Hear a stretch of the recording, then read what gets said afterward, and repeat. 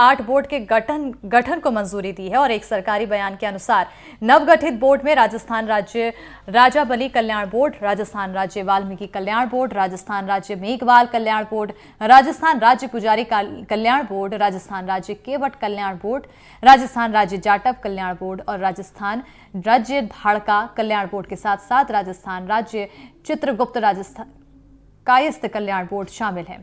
वहीं बयान के मुताबिक सभी बोर्ड संबंधित वर्गों की स्थिति का जायजा लेने, प्रामाणिक सर्वे रिपोर्ट के आधार पर वर्गों को मूलभूत सुविधाएं उपलब्ध कराने और इनके पिछड़ेपन को दूर करने के सुझाव राज्य सरकार को देंगे।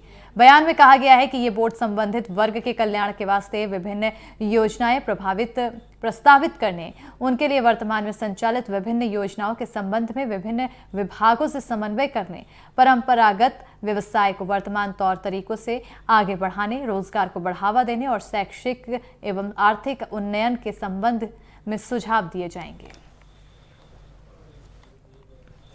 और अब आइए ये भी जान लेते हैं कि आखिर 8 बोर्ड का नाम क्या क्या है। राजस्व राज्य राजा बलि कल्याण बोर्ड पहला नाम है, तो वहीं दूसरा राजस्थान राज्य वाल्मीकि कल्याण बोर्ड, राजस्थान राज्य मेघवाल कल्याण बोर्ड, राजस्थान राज्य पुजारी कल्याण बोर्ड, राजस्थान राज्य केवट कल्याण बोर्ड, राजस्थान राज्य जाटव कल्याण बोर्ड, राजस्थान राज्य धाड़का कल्याण बोर्ड, राजस्थान राज्य चित्रगुप्त कायस्थ कल्याण बोर्ड, ये सभी नाम हैं।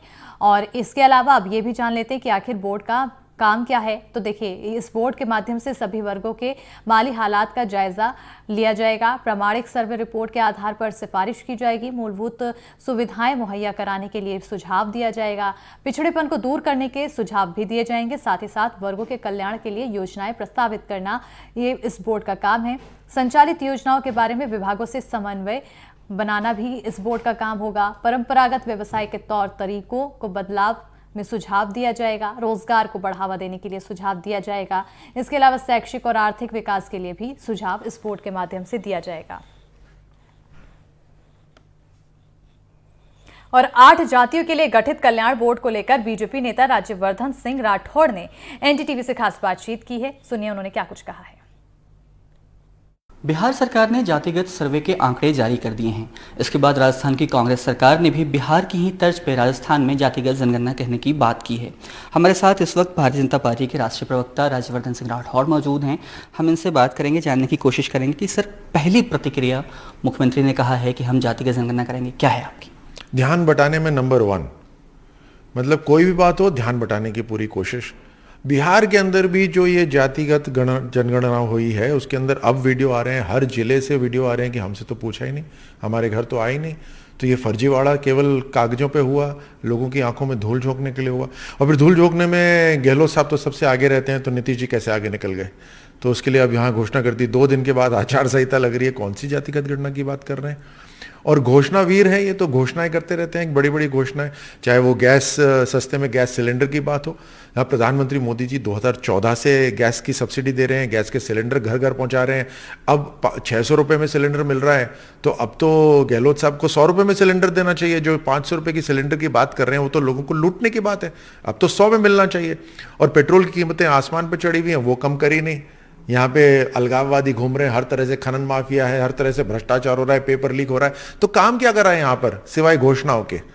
तो ये है यहाँ पे गहलोत साहब की घोषणाओं के बारे में। जी, तो भारतीय जनता पार्टी का क्या पक्ष है? राजस्थान में जातिगत गणना होनी चाहिए, नहीं होनी चाहिए, क्या सोचते हैं आप?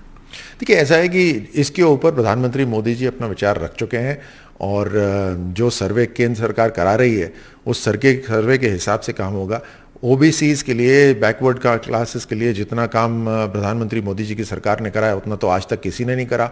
दूसरे भी सभी वर्गों के लिए, SC ST के लिए जिस तरह से प्रधानमंत्री मोदी जी ने जो युवाओं के लिए जो स्कॉलरशिप योजना है, जो जिस तरह से बाबा साहब अम्बेडकर को आज याद करा जा रहा है, उतना तो आज तक नहीं हुआ। तो सिर्फ बोलने से, बड़े बड़े नारे देने से नहीं, बल्कि असली काम करने से होता है। तो ये जो देश के अंदर आज विकास हो रहा है, जो देश के अंदर गांव-गांव तक योजनाएं पहुंच रही हैं, सारी की सारी केंद्र सरकार की योजना है। जी, कई विश्लेषक और खासतौर पे विपक्ष में जो पार्टियां हैं उनके नेता भी आरोप लगा रहे हैं और ये कह रहे हैं कि जो जातिगत जनगणना का मुद्दा है वो विपक्ष को 2024 के लिए एक मजबूत हथियार के रूप में मिल गया है और भारतीय जनता पार्टी इससे बैकफुट पर है। अच्छा, विकास कहाँ गया? मतलब विकास की बात हम कुछ नहीं करेंगे, कोई नीति की बात नहीं करेंगे, कोई जिस तरह से देश को आगे बढ़ाने के लिए कोई विजन हो हम उसकी बात नहीं करेंगे। हमारे विचार सारे जो ये इंडी अलायंस है उसके विचार सारे अलग अलग हैं, सिर्फ सेल्फ सर्वाइवल के लिए एक साथ आए हुए हैं। भ्रष्टाचार में सारे के सारे लिप्त हैं हर तरह से, लेकिन हम एक साथ आए हुए हैं क्योंकि हमें सत्ता पानी है किसी तरह। सत्ता किस लिए पानी है? क्योंकि जिस तरह से गहलोत साहब ने यहाँ लूट मचाई है वैसे लूट इन सभी को मचानी है। जिस तरह से सनातन धर्म को ख़त्म करना है वो तो उन्होंने लक्ष्य बना लिया है कि सनातन एक मलेरिया हो गया है, एक डेंगू हो गया है। क्या आप सहमत हैं इससे? मुझे बताइए। आप बार बार जातिगत जनगणना की बात कर रहे हैं, इसका मतलब विकास को बिल्कुल दरकिनार कर दिया जाए। देश के अंदर बिचौलिए होने चाहिए मुझे लगता है आपके हिसाब से, नहीं? क्योंकि बात उसकी नहीं कर रही इंडिया अलायंस, सारे बिचौलिए खत्म कर दिया। आज देश का पैसा नीचे तक पहुंच रहा है और देश पैसा ज्यादा बना रहा है, आप उसकी बात नहीं कर रहे क्योंकि इंडिया अलायंस उसकी बात नहीं कर रही। देश आज ज्यादा पैसा बना रहा है, वो देश का पैसा कहां जा रहा है? देशवासियों के पास जा रहा है। आज दुनिया देश के ऊपर विश्वास कर रही है। आज भारत का इतना नाम हो गया पूरी दुनिया के अंदर कि अगर दुनिया के अंदर कोई भी पैसा लगाना चाहता है बोलते भारत के ऊपर लगाना है। एक स्टेबल सरकार दिख रही है, एक स्टेबल देश दिख रहा है उनको। तो आज तो सबसे ज्यादा जीडीपी जिसकी बढ़ रही है वो भारत है और उस बढ़ती जीडीपी का लाभ सीधे सीधे जनता को हो रहा है, हर गांव तक हो रहा है। आप देखिए किस तरह से बड़े बड़े राजमार्ग बन रहे हैं।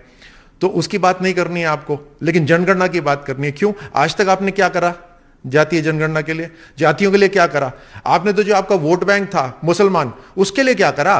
उसके लिए भी आधी मुसलमान की आबादी के लिए प्रधानमंत्री मोदी जी ने उनको 3 तलाक से मुक्ति दिलाई है।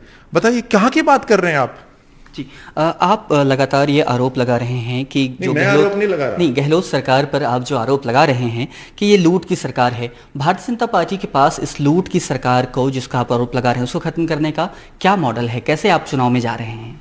नहीं, आप मुझे बताइए कि जो 15 पैसे पहुंचाने की बात करते थे, जिस इंडी अलायंस के, जिस कांग्रेस के एक जो प्रधानमंत्री के पद तक पहुंचे हुए, जो केवल 15 ही पैसे पहुंचते हैं जब वो 100 पैसे भेजते हैं, उसकी बात करते थे।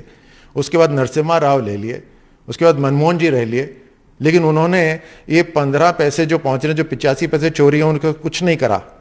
प्रधानमंत्री मोदी जी के आते ही 2014 में ये जो 85 पैसे की चोरी हो रही थी 100 पैसे में से, आज वो सारी चोरी बंद हो गई।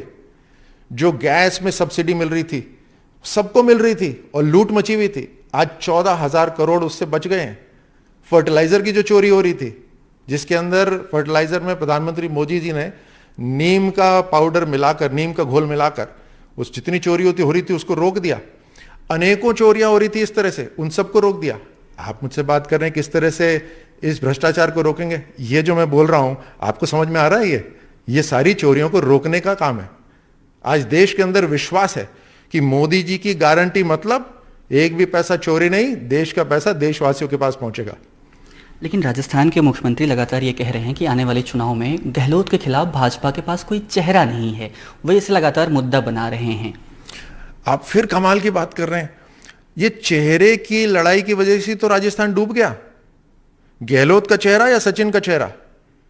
मतलब आपसी चेहरे की लड़ाई में जनता का चेहरा भूल गए। इस चेहरे की लड़ाई की वजह से राजस्थान की एक पूरी आबादी नष्ट हो गई। इतना शायद आक्रमणकर्ताओं ने नहीं करा होगा जितना दुष्कर्म इन 5 साल में हुआ। तो आप कौन से चेहरे की बात कर रहे हैं? हमारे पास तो चेहरा है। किसने बोला चेहरा नहीं है? चेहरे का मतलब क्या होता है? आप अपना काम कैसे परिभाषित करते हो, यही है ना चेहरा। कि मैं आपको पूरी ऐसे नहीं बताऊं, 100 शब्दों का मैं उल्लेख ना करूं, मैं सीधा एक शब्द बोल दूं मोदी, कि हमारी जो काम करने की परिभाषा है वो है मोदी। यही है ना चेहरा। तो चेहरा है ना हमारे पास, उस तर्ज पे हम काम करेंगे, उस प्रोसेस में हम काम करेंगे। अब मुझे बताइए इनके पास कौन सा चेहरा है? अब मुझे बताइए इस परिभाषा से गहलोत, जो लूट मची थी, जो 18 पेपर लीक हुए, जो हर रोज 17 बहन बेटियों के साथ दुष्कर्म हो रहा है, वो चेहरा है? या राहुल गांधी चेहरा है जिसको पता ही नहीं कि देश की दिशा क्या है? या कोई और चेहरा है जो व्यक्तिगत रूप से अपने लिए काम कर रहा है? चेहरा कौन सा है बताइए? कौन से चेहरे की बात कर रहे हैं? ये प्रश्न आप कहां से लेकर आ जाते हैं? मेरे को तो ये ताज्जुब हो रहा है, आप इतने पढ़े लिखे हैं, कहां से आया ये प्रश्न? जिस चेहरे की वो बात कर रहे हैं उस चेहरे ने तो लूट मचाई है। कौन सा चेहरा है कांग्रेस के पास? हमारे पास चेहरा है जी। तो ये थे हमारे साथ राज्यवर्धन सिंह राठौर, जिनका साफ कहना है कि हमारे पास चेहरा है, मोदी जी का चेहरा है, काम का चेहरा है, और हम इसी आधार पर राजस्थान की जनता से वोट मांगेंगे। कैमरा पर्सन सुशील के साथ सोमू आनंद, NDTV राजस्थान।